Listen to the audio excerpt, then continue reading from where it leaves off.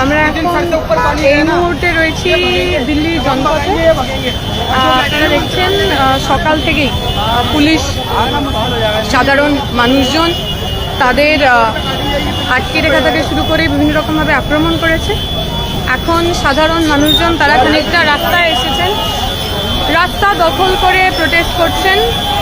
আমরা যতদূর শুনছি পুলিশের আঘাতে প্রচুর মানুষ তারা আহত হয়েছেন এবং তাদের ওপর পুলিশ লাঠিচার্জ করছে। এখন আমরা দেখতে পাচ্ছি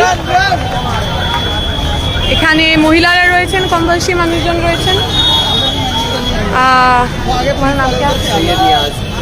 हमारे साथ नियाज है। नियाज थोड़ा अगर बताओ तुम क्या हुआ, तुम शुरुआत से यहाँ पे हो तो? SFI की तरफ से है और हम लोग प्रोटेस्ट पीसफुली जा रहे थे मार्च की तरफ। मार्च हमें करने नहीं दिया जाता और ये कुछ गाड़ियाँ तोड़कर लेके और लगा देते हैं कि हमने तोड़ा है, बसों को लगा के चलते चलते आओ। और कोई ना आराम से चलो। और अभी भी हम लोग यहीं पे हैं। अभी देखो जैसे आराम से जिंदाबाद बीजेपी चोर है। अभी सुनने में आया है एक गर्ल्स को पीठ पे लाठी मारा जेंट्स पुलिस ने, ऐसी गंदी गालियां दे रहे थे लोगों को।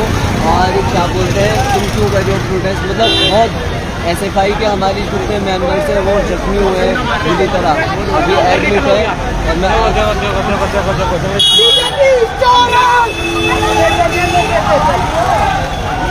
बस यही अपील है। ये तानाशाही गवर्नमेंट है, ये तानाशाही करती है, अपनी पुलिस को भेजती है, दमन करती है। দিল্লির ঘটনাবলী সবাই দেখেছেন। 56 ইঞ্চির সরকার এতটাই অপদার্থ, এতটাই অযোগ্য, এতটাই ভয় পেয়ে গেছেন, আলাপ আলোচনা করবার মতো সাহস দেখাতে পারলেন না। 56 ইঞ্চি আলোচনা করার মূলক নেই, ডায়লগ ক্যান সেটল। নিট পরীক্ষার চাইতে লিক বেশি, ছেলেমেয়েরা কতজন মারা গেল, কেন বারে হচ্ছে, কেন ধর্মেন্দ্র প্রধান তারপরেও শিক্ষামন্ত্রী থাকবেন? কি ব্যবসা করা হচ্ছে? কোন ছেলেদের জীবনের বিনিময়ে কোনো ব্যবসা?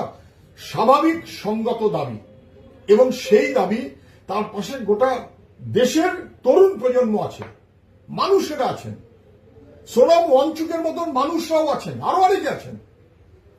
তিনি বিজ্ঞানী, তার উপরে জবরদস্তি করব আর ধর্ষকদেরকে গাঁদা ফুল দিয়ে সম্বর্ধনায় আনাবো, এটা দিল্লিতে চলবে নাকি? ফলে মানুষ যেভাবে রাস্তায় নেমেছেন, গোটা দেশের মানুষ তাদের পাশে দাঁড়িয়েছেন, এটা যথার্থ হয়েছে এবং কার্যত যুক্তি আর বিবেচনা বোধ তাতে ভয় পেয়েছেন।